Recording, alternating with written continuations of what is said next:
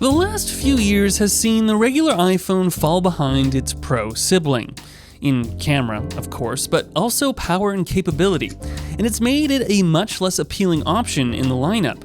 So when Apple's announcement showed a greater upgrade for the regular iPhone than the Pro model, I was curious. I mean, new camera control button like the Pro, a processor that's not a year old at launch, the same amount of RAM as the Pro, things that will be helpful as Apple Intelligence rolls out. If you're thinking about upgrading to a new iPhone, it's a great year to get it on Pro. The main reason for this chip upgrade is Apple Intelligence, which will be trickling out over a bunch of software updates in the coming months. But this iPhone is ready because it gets the fully up-to-date A18 chip. This is a 2-generation jump from the iPhone 15. My Lightroom export test showed 2 minutes and 45 seconds, though something is weird with our iPhone 15 because it's remarkably slow, and even when I run the test on an iPhone 14 Pro with the same A16 chip as the 15, it performed equal to the iPhone 13, which has an A15. Geekbench numbers, however, showed a more gradual improvement, with the A18's graphics pushing M1 MacBook Air territory. I think the biggest news, though, is memory. Thanks to the requirements of Apple Intelligence, the iPhone now has 8 gigabytes. That's the same amount as found on all entry-level Macs sold in the past few years. Now, I do agree that it is a small amount on a PC, but on an iPhone? The way iOS deals with memory is by purging apps you haven't used in a while. This means if you're swiping between different apps and browser tabs, they'll have to reload. I have to confess, I've always hated this because a lot of the time I'd be midway through an article or feed and the app or website would not remember where I left off when it reloaded. Well, there's a lot less of that now. It's not something I noticed initially until I really thought about it and then tried to open up older tabs and apps, and yeah, they're still there where I left them. It also means I'm not waiting for them to load too, even though they do load fast. The real reason to care, though, is that iPhones with big memory and chip upgrades are likely to benefit from longer OS support. And so it means that this iPhone could get 6 years of updates like the XR and 6S before it. Do you have this video's sponsor? A case from dbrand. Yep, that's right, because if you are getting a new iPhone, you're definitely going to want a case. So check out dbrand's super grippy, impact-resistant, customizable grip case. It's got super clicky and responsive buttons, a cutout for the camera control, oh yes, we'll be talking about that, and super strong built-in magnets for MagSafe. Express your taste with any of dbrand's signature skins like the Area 51 design that my colleague Sharad got with his iPhone 16 Pro. Check out the whole collection of skins and the grip case at dbrand.com. You know, underneath the case, these colors don't really look like the images you see online. They're somehow less saturated in real life. I thought I'd like the teal, but it's just not doing it for me, and the aquamarine is missing some sort of blue punch too. Colors are important on the iPhone. Ariana Grande elected to forego Pro features to get an iPhone 15 in pink. I wonder what she thinks of the 16's pink color. About color, let's talk about the iPhone's camera. They've renamed the main camera the Fusion camera, despite there being no change in specs that I can see. And I thought it was Deep Fusion for processing. The ultra-wide camera, however, now has autofocus, so it supports macro photography like the Pro iPhone.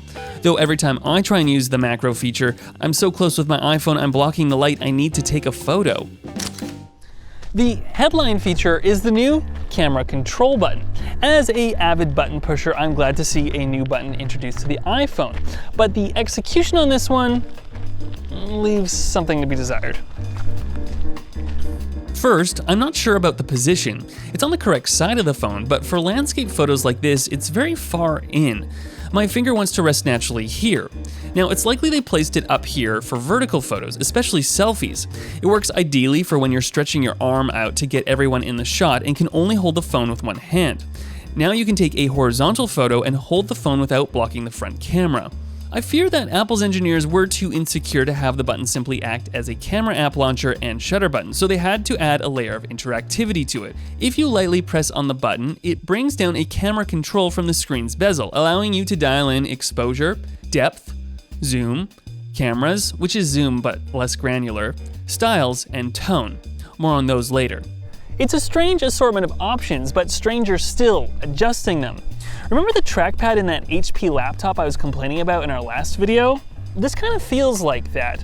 While the haptics feel nice, swiping and adjusting them feels bad, though not everyone agrees with me. I find it to feel slow when I'm trying to be fast and imprecise when I'm trying to be slow. There have been times where I'll bring the camera control down, try and make an adjustment, and it keeps disappearing. It's really annoying to use. Light pressing the shutter button is a mainstay on traditional cameras to activate the autofocus and exposure reading before taking a photo.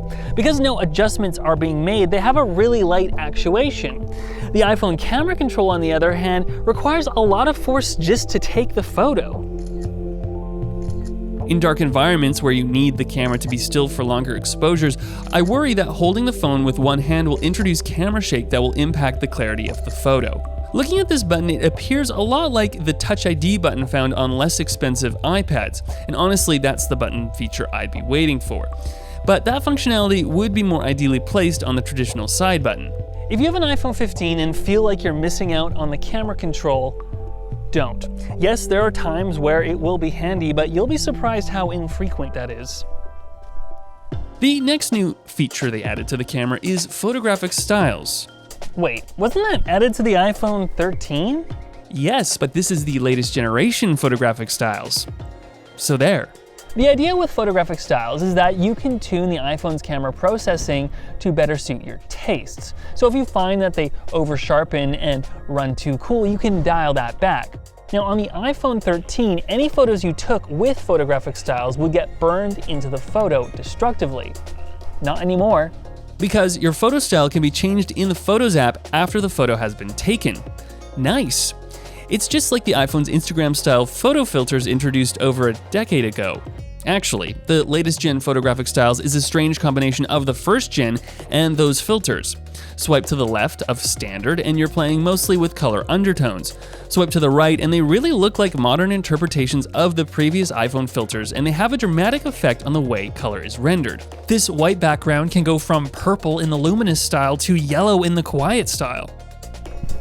As an indecisive person, I always get antsy when trying to decide how to tune a photo, which is why I never picked a photographic style on previous iPhones. They get burned in.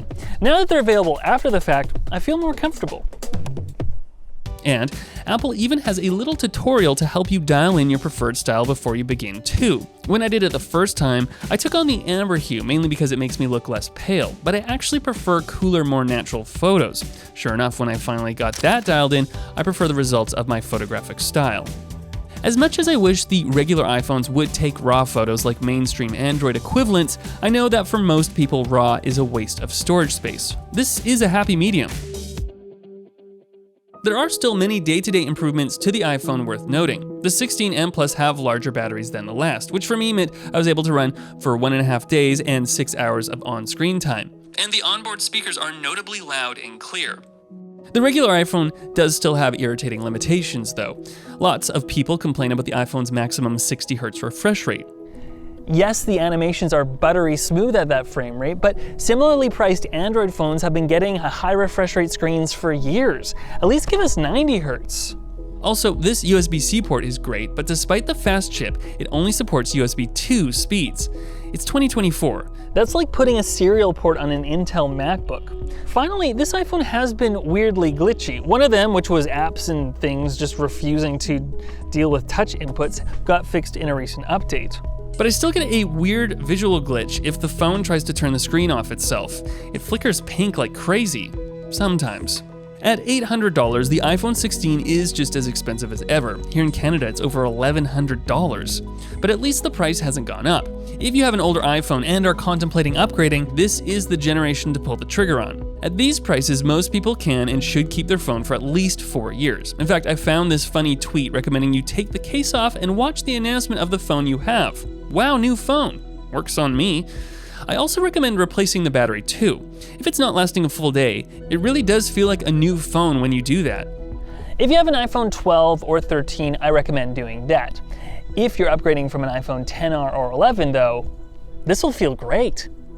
Thanks for pressing the buttons of this MAC address. I'm curious in the comments below how many of you are upgrading from an iPhone XR or 11 or even earlier to one of these. And if you want to watch another video we did, you should watch the one where I talk about the history of Wi-Fi and how instrumental Apple was to it.